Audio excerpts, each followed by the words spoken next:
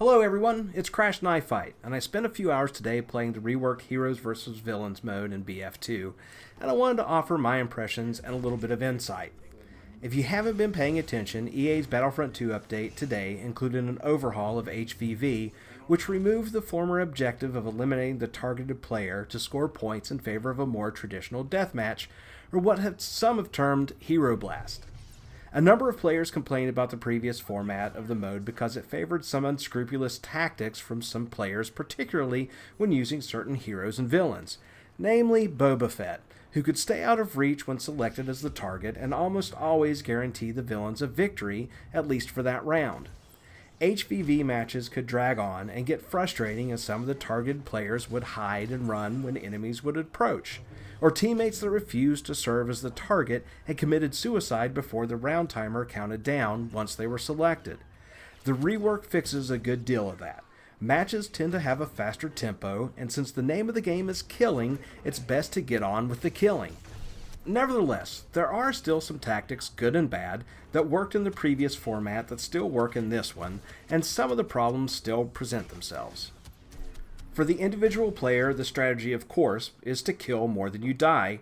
Generally speaking, the same type of team tactics work well in the update.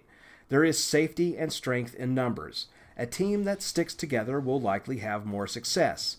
If your team can get the first couple of kills and start scattering the enemy team, you can start hunting down individual players as a pack and take them out.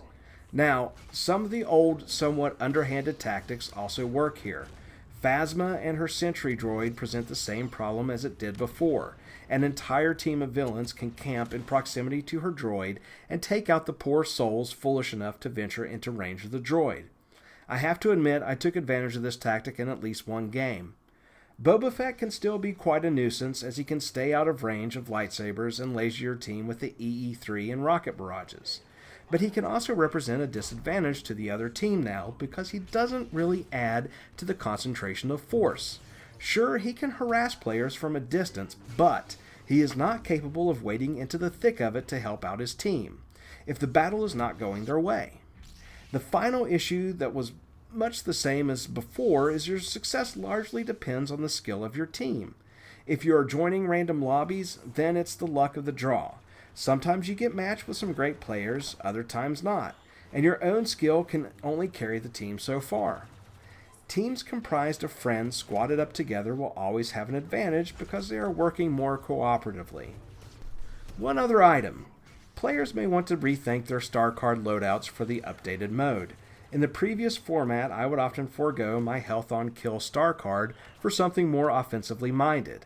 The strategy before was simply to take out the target.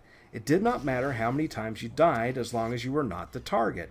Now, however, sustaining oneself is more of a priority.